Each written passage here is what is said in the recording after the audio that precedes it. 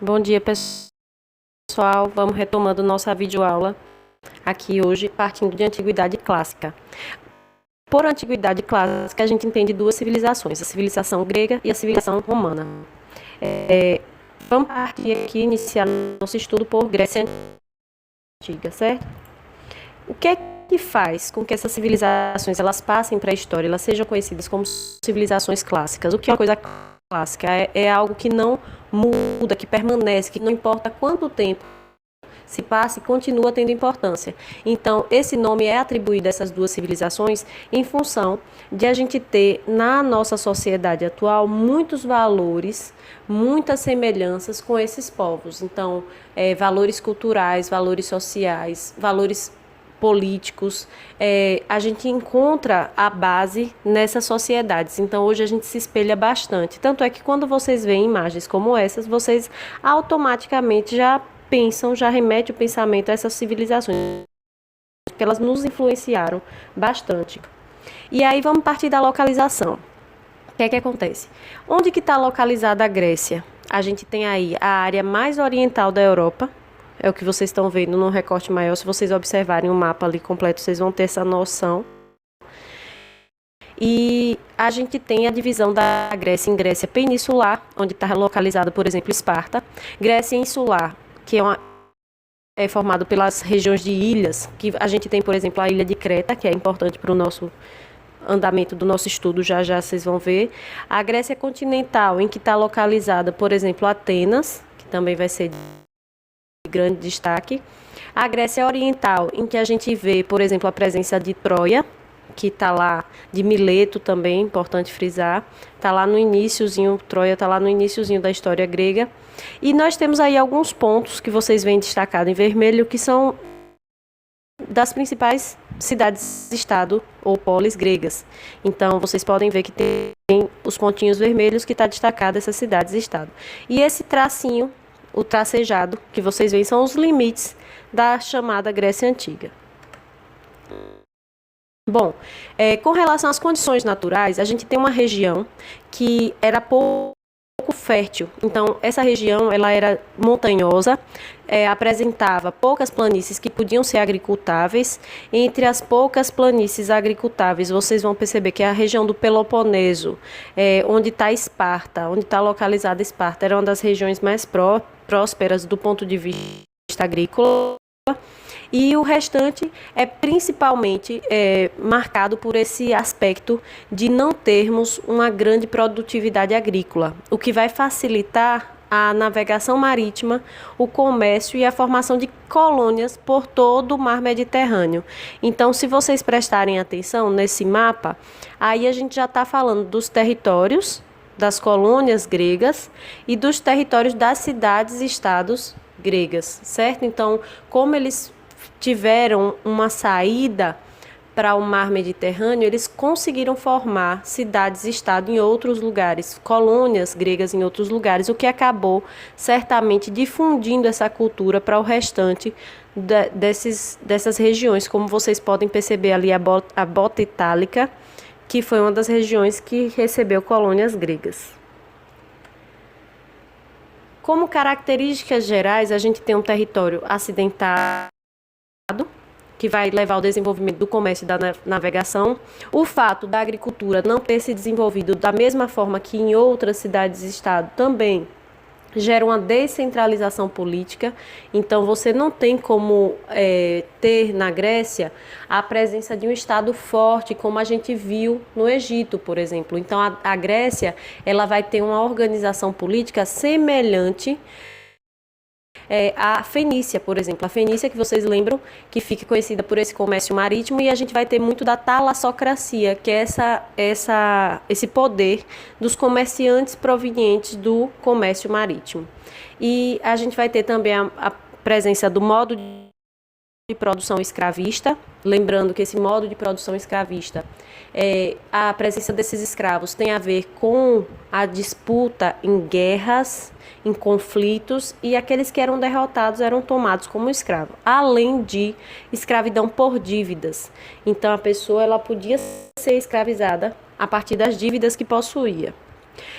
A gente tem como grandes contribuições nas artes, nas ciências, filosofias, e eles são considerados assim os formadores, os principais formadores da cultura ocidental. Bom, e aí a história grega, ela se divide em período pré-homérico, homérico, arcaico, clássico e helenístico. Partindo aqui dessas fases do período pré-homérico, a gente precisa pontuar primeiro para que vocês entendam quem foi Homero. Quem é Homero, afinal? Homero é essa figura que vocês estão vendo aí, a quem se atribui a questionamentos uma série de poemas que formaram os livros Ilíada e Odisseia, em que ele faria narrativa nesses livros de Ulisses, das aventuras de Ulisses durante a Guerra de Troia e o retorno de Ulisses, que é Odisseia, o retorno seria o retorno e a Ilíada, a própria Guerra de Troia, certo? Mas voltando aqui, esse período pré-homérico, ele se estende de 2800 a.C. a 1100 a.C., corresponde à ocupação e povoamento do território grego.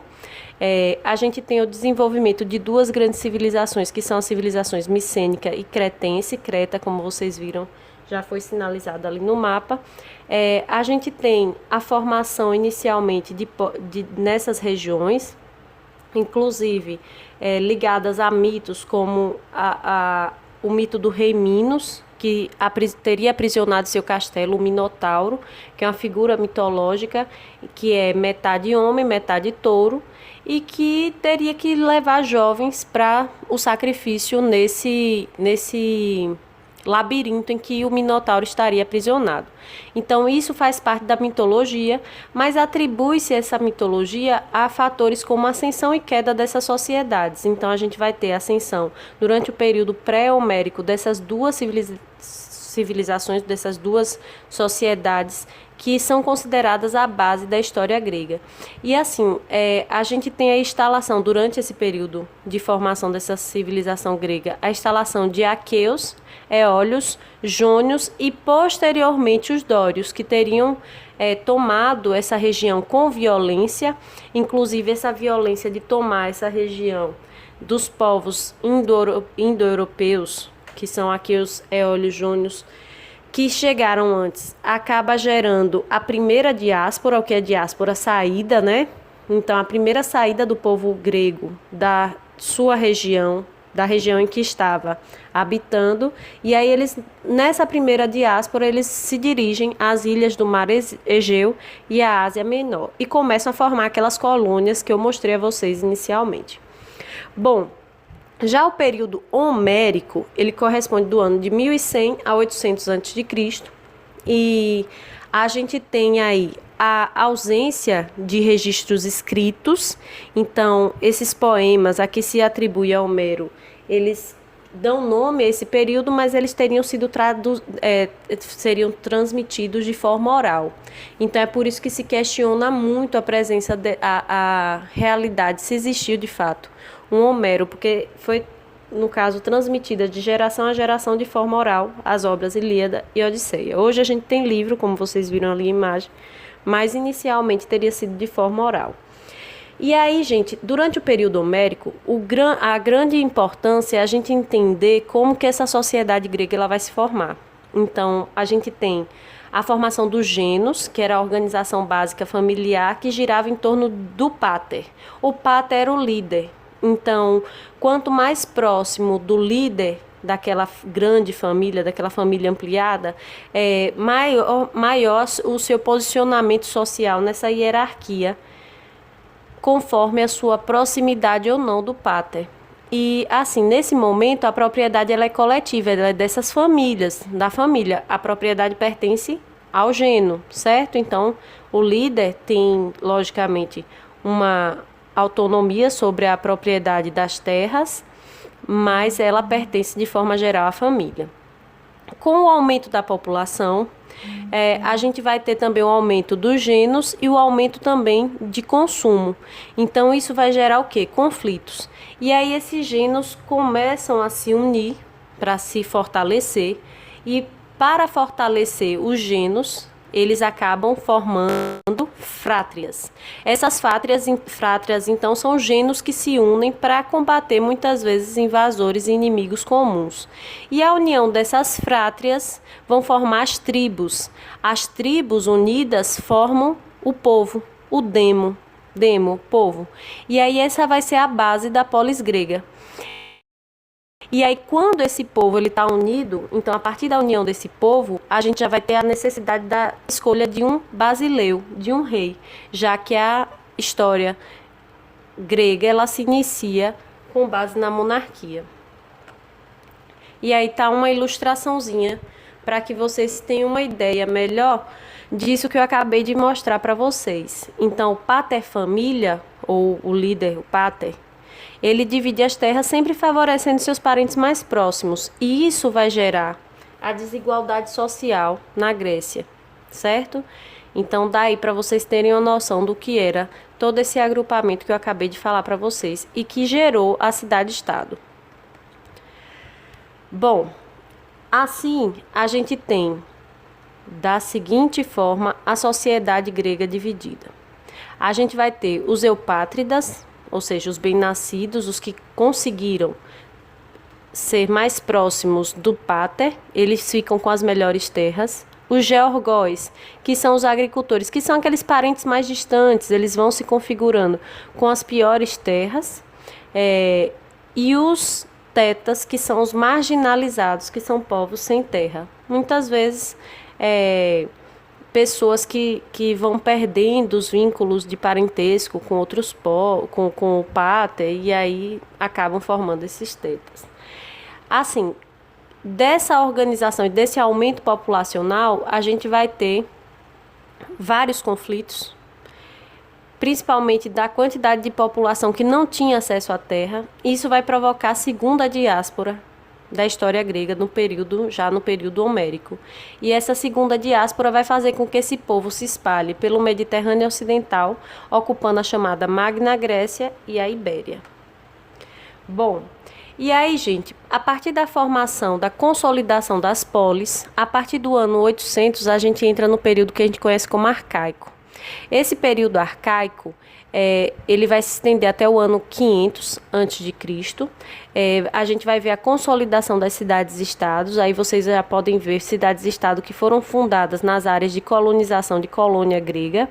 E a gente vai ver, por exemplo, o surgimento de formas de se organizar melhor, como o surgimento do alfabeto fonético grego e também o desenvolvimento significativo do ponto de vista literário e artístico. O período arcaico, gente, é o período em que as polis gregas, elas se fundamentam no sentido de serem cidades-estado independentes umas das outras. Então, eles eram gregos, eles não se reconheciam como estando dentro de um país, eles se reconheciam como cidades autônomas. Então, eles se reconheciam com a mesma cultura, com a mesma linguagem, porém, não se reconheciam como estando dentro de um país, de um mesmo país, como a gente se reconhece hoje. Então, Conceição do Coité e Santa Luz estão dentro de um mesmo país. Lá, essa lógica não existia. A gente tem povos semelhantes, com culturas semelhantes, mas que eram autônomos, independentes um dos outros, certo? E aí vão se formar formas de se organizar diferenciada entre essas polis. Embora algumas coisas sejam praticamente repetidas em todas as polis, como, por exemplo, a forma de organização da polis. Estruturalmente falando, a gente tem essa polis dividida entre a praça pública, onde aconteciam as reuniões, onde a população ia se manifestar muitas vezes, o acro, que era o lugar mais alto e também era o centro político e administrativo dessas polis, e isso, o haste, que era o mercado popular, isso formava a chamada área urbana. A área rural, em que vocês vão ver que muitas vezes essa população se deslocava até a polis para interagir politicamente, para participar, porque a participação acontecia na área urbana, tá certo?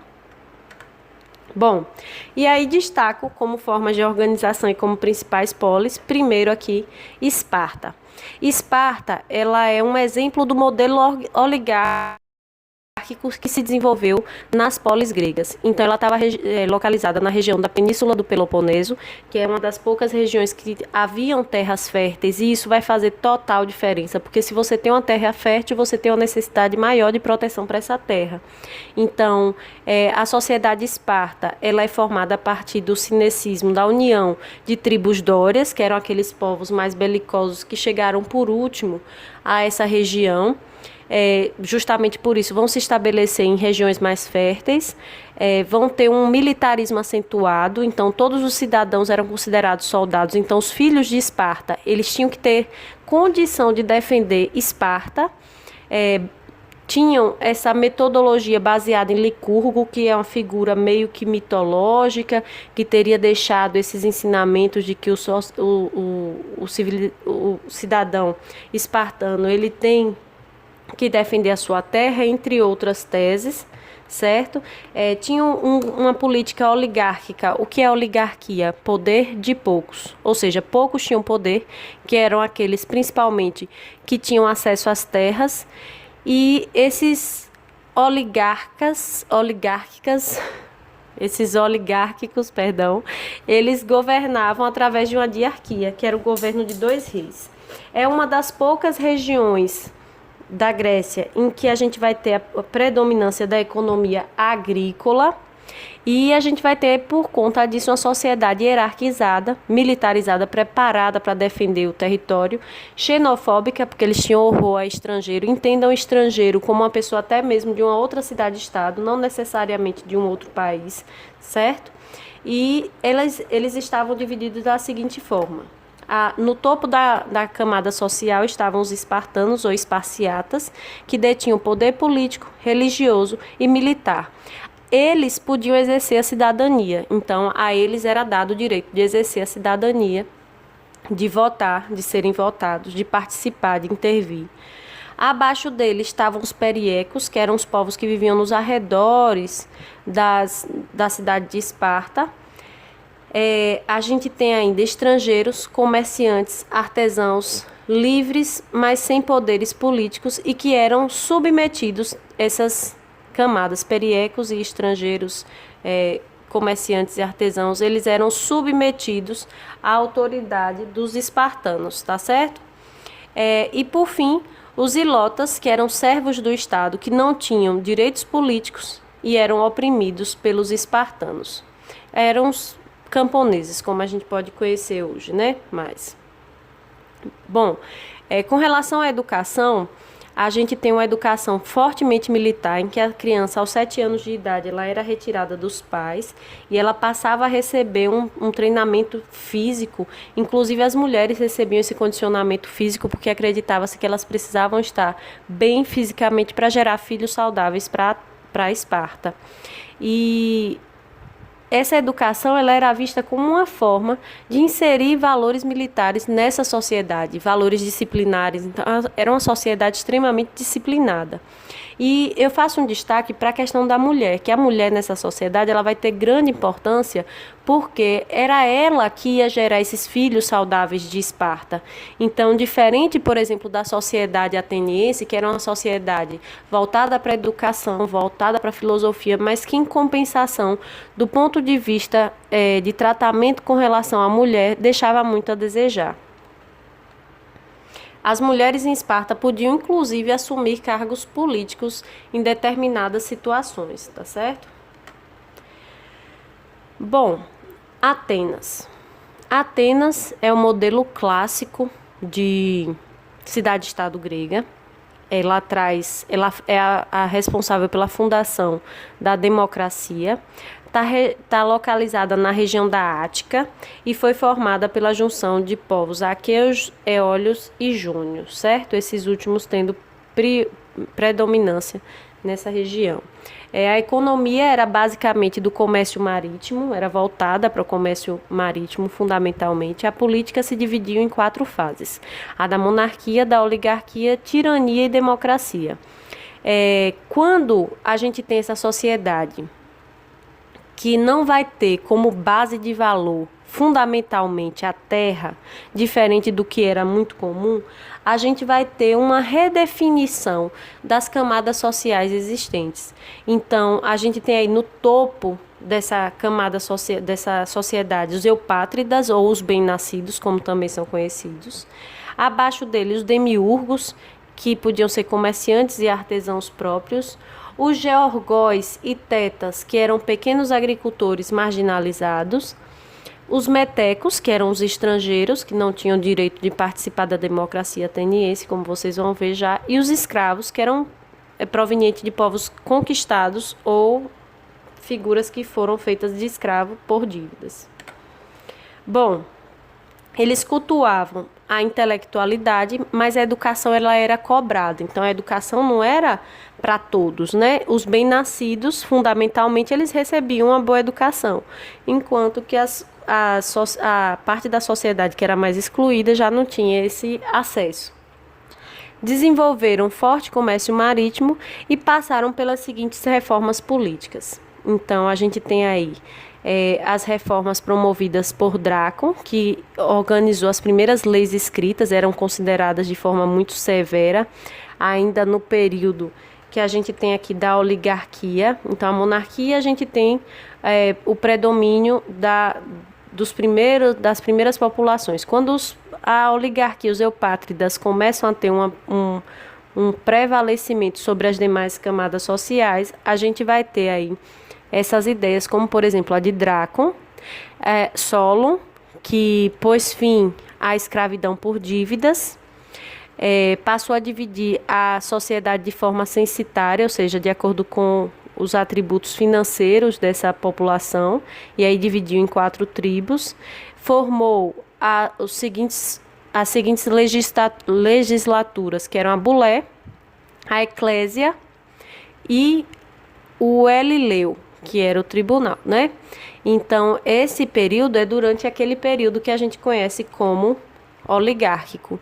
E aí a gente vai ter também o período dos tiranos, ou a tirania, que a gente vai ter como principal nome Pisístrato, Hiparco e Hípias. Então, eles começam a criar mecanismos para tentar diminuir o aborrecimento da população diante da desigualdade social que Atenas vivia, e Pisístrato ele se destaca nessa lógica porque ele tenta criar a lógica de gerar empregos a partir de obras públicas, da construção de obras públicas, e com isso diminuir o atrito gerado pela desigualdade social.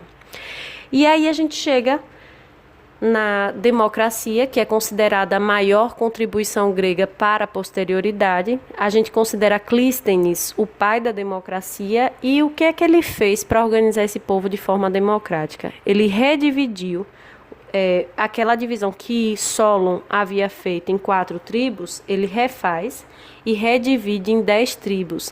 Ele amplia a bulé, amplia os arcontes, que eram pessoas que tinham decisões nas reuniões, vamos dizer assim, democráticas. Ele amplia a eclésia, que era uma magistratura que as pessoas podiam ir, decidir, votar, ser votado, enfim. Ele define o que seria o ostracismo, que passa a dizer que as pessoas precisavam ter um afastamento temporário da sociedade se de repente fosse considerado um criminoso, ou por crime contra a democracia, ou por, vamos dizer assim, outros crimes de outra natureza. Mas esse ostracismo ele deveria durar 10 anos, em que a pessoa perdia os direitos políticos e deveria ser afastada de Atenas. E com essa democracia ele consegue uma estabilidade social e bastante progresso para Atenas, como vocês vão ver que Atenas começa a se sobrepor às demais civilizações, às demais sociedades, às demais polis gregas. Agora eu preciso chamar a atenção para uma coisa. Era uma democracia, demo, governo do povo, cracia, poder do povo, né? Mas estavam excluídas dessa democracia as mulheres, os metecos e os escravos. Eles não tinham direitos políticos. Só eram considerados cidadãos homens adultos, filhos de pai e mãe atenienses e também nascidos em Atenas. Então, essa era uma democracia que ela era bem diferente da nossa, apesar da gente se inspirar nela hoje, principalmente pela quantidade de gente que excluía da participação. E a mulher, gente, na sociedade ateniense, ela vai ser muito estigmatizada. Então, a mulher, ela é vista de forma subalterna ao homem, ela não recebia educação, ela não podia participar da política e, por conta disso, a mulher ateniense era muito diferente da mulher espartana, que tinha uma autonomia muito maior. E aí a gente tem um videozinho que eu vou compartilhar aqui no canal também, que é a música de Chico Buarque de Holanda, Mulheres de Atenas, em que é uma crítica, se faz uma crítica ao fato dessas mulheres serem muito passivas, delas esperarem muito. Então ele faz a música, ela é escrita toda em forma de ironia. Então mirem-se no exemplo daquelas mulheres de Atenas. Não é para se mirar de forma alguma. Aquelas mulheres de Atenas, elas foram subjugadas, elas eram desrespeitadas.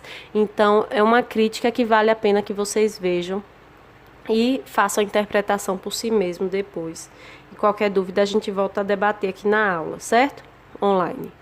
Mas aí, continuando, só para vocês terem uma ideia da desigualdade que existia na democracia clássica grega, que era, por exemplo, de 320 mil habitantes, quando a democracia foi criada, 160 mil não podiam votar, porque eram escravos ou estrangeiros, ou também mulheres, né? 80 mil pessoas livres não podem votar, mulheres já está na segunda categoria, 80 mil. E aí a gente tem 48 mil homens que eram livres, mas não podiam votar porque não eram proprietários de terra e também não tinham idade suficiente. E aí, dentro dessa democracia, que o princípio é ser governo do povo, somente 32 mil habitantes de Atenas tinham esse direito de participar da democracia. E aí um comparativo da democracia grega com a democracia moderna, com a democracia atual, é de que a democracia grega ela era direta, enquanto que hoje a gente tem uma democracia representativa. Qual é a diferença? Na direta, a pessoa podia ir na praça pública, levantar a mão e podia falar. Às vezes, haviam pessoas que falavam por horas e eles se preparavam muito para isso, eles estudavam muito para conseguir falar em público. Então, a retórica era algo fundamental na educação de qualquer jovem ateniense. A nossa, ela é representativa. Nós, quando vamos votar, nós escolhemos quem vai nos representar, seja ele um deputado, um prefeito, um vereador. Então, a gente está dizendo ali, você me representa, está dando esse poder de que essas pessoas votem e legislem por nós, executem por nós. Lá na democracia grega, não. As pessoas mesmo iam lá e diziam o que queriam ou não. Com relação à religião, hoje a gente tem o Estado e a religião separados, enquanto que lá, na Grécia Antiga, a religião ela era determinada pelo Estado. Religião politeísta, adorava vários deuses, e antropomórficos, que eram deuses que tinham formas humanas. Hoje a gente tem uma grande tolerância também religiosa com relação às diferenças religiosas, coisa que lá não existia. Então, a religião predominante era a religião grega e outras não se debatia. A eclésia, que é uma magistratura lá grega, ela era soberana, então ela decidia, inclusive nos casos em que deveria se exilar alguém, que era o ostracismo ou não. E hoje a gente tem a vontade popular como soberana, então nem sempre a vontade popular escolhe o que é melhor, como a gente vê aí que a democracia em muitos momentos utilizou de recursos que, vamos dizer assim, desfaz da vontade popular, como o impeachment, mas em função, logicamente, de justificativas que são encontradas lá. Mas a vontade da maioria é soberana, em teoria, na democracia moderna. Bom, e aí, gente, a gente chega no período clássico, que é o período em que essas cidades e estados elas conseguiram a maior riqueza, o maior prestígio, e a gente vai ter um embate Enquanto que as cidades gregas elas floresciam, elas se fortaleciam, os persas se expandiam. Então, os persas que também eram chamados de Medo pela região em que eles surgiram, vocês podem voltar lá e ver quem eram os persas na videoaula de civilizações orientais. Eles entraram em choque nesse imperialismo que eles tinham no ano 490 a 449 a.C. Só fazendo parêntese, que o tempo ele é representado de forma decrescente na antiguidade, né? Até o nascimento de Cristo. Bom, e aí a gente tem o embate entre gregos e persas, que vai fazer com que as cidades e estados se unam para combater esse inimigo comum. Então, é um momento que eles vão se unir, que não eram unidos, cada um era por si, eles vão se unir e formar a chamada Confederação ou Liga de Delos. Essa Confederação ou Liga de Delos era uma união em que todos contribuíam com armas, com dinheiro, com financiamento, né? E, basicamente, Atenas vai ser a que vai liderar, porque tinha uma supremacia naval e financeira naquele momento. E aí, do ano 461 a 429 a.C., a gente vai ver, durante o século V, o auge de Atenas. Então, ela lidera as outras cidades gregas contra um inimigo comum. Ela também expande bastante sua área de influência, sua riqueza, sua beleza. Então, é considerado o século V o século de Péricles, a Idade de Ouro. Péricles era um orador muito admirado dentro da democracia ateniense, porque falava por horas. Então, ele consegue ter um domínio sobre a cidade-estado, sobre as votações muito grande. Ele é um dos que lidera a ideia, por exemplo, de oferecer um soldo para o exército, um pagamento, né? Ele fala em cargos públicos remunerados, que era algo que não existia até então. E a gente vai ter aí esse imperialismo com as cidades da Liga de Delos. Então, os recursos financeiros que tinham sido agregados por todas as cidades-estado grega para defender a região da Grécia de um inimigo comum, que são os persas, vai começar a ser usado para Atenas, em proveito próprio. E aí, percebendo que Atenas está, vamos dizer assim, utilizando de forma errônea esses recursos, as outras cidades-estado vão se unir mais uma vez no que a gente chama de Liga do Peloponeso e vão desafiar Atenas nesse poderio que estava se estabelecendo. Então, do ano 431 a 404 a.C., a gente vai ver o embate das cidades-estado gregas lideradas por Esparta contra Atenas. E aí vai haver uma crise na democracia e nas demais cidades-estado gregas, e a gente vai ter aí breves períodos de preponderância de Esparta, quando derrota Atenas, e posteriormente de Tebas, que se une contra Esparta, que também passa a fazer o mesmo que Atenas fez. Com isso, gente, o que é que a gente tem? Guerra de cidade grega contra cidade grega. A Guerra do Peloponeso é isso. É uma disputa entre as cidades gregas pela liderança. Eles conseguiram afastar o risco persa, mas eles acabam se enfraquecendo por lutarem entre si, tá certo? E isso dá origem ao considerado último período da história grega, que é o período helenístico da Grécia Antiga, né? Que se estendeu de 336 a.C. a 146 a.C. A gente tem, nesse período, um domínio macedônico na Grécia. Então, a Macedônia, que era uma região que ficava ali próxima à Grécia, vai passar a dominar a Grécia. Se vocês observarem no detalhe do mapa, vocês vão ver aí a Macedônia. Esse domínio ele se inicia com Filipe II, mas Filipe II vai morrer pouco tempo depois de tomar a Grécia. E aí o filho dele, Alexandre Magno, Alexandre o Grande, é que vai ampliar essas conquistas do pai. Então ele vai conseguir ter domínio, ele vai conseguir lançar seu domínio sobre o Egito, a Fenícia, a Palestina, a Mesopotâmia e a Pérsia. Então ele vai dominar aquele império persa e vai ampliar esse domínio. E vai fundar, por onde passa, várias cidades alexandrias, que deveria ser o centro de todas as regiões em que eram estabelecidas.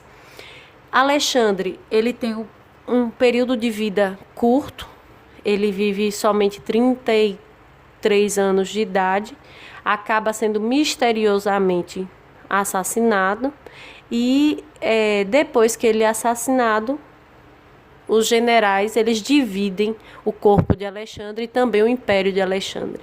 E aí, esse império ele se enfraquece. A gente vai ter grandes nomes como Ptolomeu no Egito, que vai chegar a fundar. Alexandre fundou uma nova dinastia no Egito, passa a ser endeusado como um faraó, e Ptolomeu vai conseguir alguma glória, e a gente vai ter aí, durante o período ptolomaico, figuras como a figura de Cleópatra, que é imortalizada na história pela beleza, pelo poder de sedução, pelo poder político que conseguiu, mesmo no período em que os gregos, os romanos dominaram a região. E aí, gente, o fundamental da gente entender desse período helenístico é que o helenismo representa uma fusão da cultura grega com a oriental. Alexandre ele tinha uma lógica de respeito às culturas dominadas, então ele não impunha a cultura, embora ele levasse e incentivasse a cultura grega por onde ele passava. Então ele incentivava que os generais dele eles casassem com as pessoas daquelas localidades em que eles dominavam, para que houvesse uma difusão da cultura grega, e que não houvesse cultura superior ou inferior, mas que houvesse uma fusão, tá certo?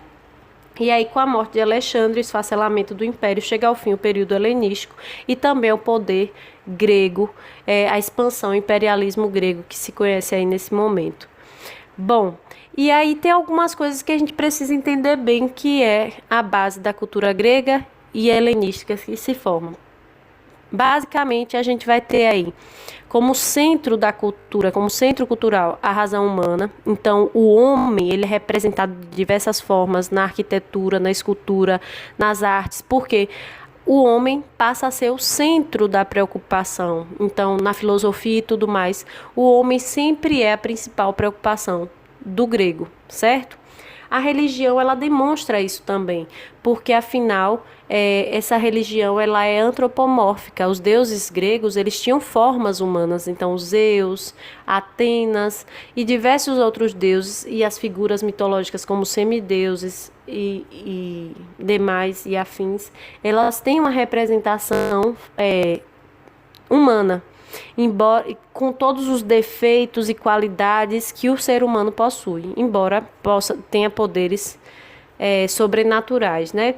E aí a gente tem também contribuições nas artes, como no teatro, que são formadas as comédias e tragédias. E é importante a gente frisar que o teatro ele surge muito assim próximo à democracia, porque o teatro era o centro, era o lugar em que as críticas eram lançadas. Então, o teatro vai ter uma importante função de crítica social, certo? A gente vai ter também um destaque para as culturas que eram muito realistas, representavam os corpos humanos muito próximos à realidade. Então, a gente sabe como a cultura de escultura grega ela é próxima do que a gente conhece depois no Renascimento, porque justamente vai retomar esses valores gregos. Na arquitetura, a gente tem aí o destaque para 3 formas de arquitetura, que era a dórica, jônica e a corinta. Então, a gente tem essas 3 formas que vocês veem a diferença. Então, a dórica é uma arquitetura mais sóbria, mais reta. Lembrem que eles eram bastante militarizados, enquanto que a jônica já tem mais uma preocupação com a estética. E a corinta, então, é mais ainda preocupada com a estética, com a qualidade, com a beleza representada em suas formas. Na literatura, a gente já falou Ilíada e Odisseia, são grandes obras que passam para a posterioridade.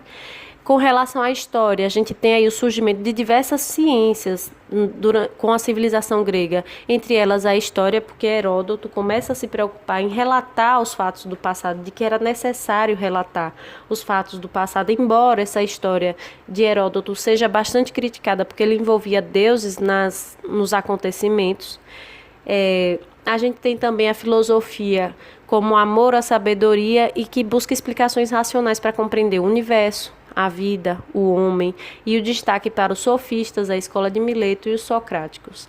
Na matemática, destaque para Pitágoras, e no esporte, a criação dos Jogos Olímpicos, que até hoje tem tanta importância, né? E infelizmente a gente está vendo que esse ano aí o primeiro ano dos Jogos Olímpicos Modernos em que as Olimpíadas elas não vão acontecer. Então, fica esse parêntese aí. Bom, gente, para a próxima videoaula, nós vamos ter a história da Roma Antiga, que a gente parte daí. Por hoje, a gente para aqui na Grécia, certo? Indico aí, fico com três indicações. O filme 300, com toda a licença poética que a gente deve compreender como que os filmes são representados. A música Mulheres de Atenas, de Chico Buarque. E também o filme Alexandre, para que vocês assistam, que vai ajudar bastante a compreensão do período, tá certo? Obrigada, até mais.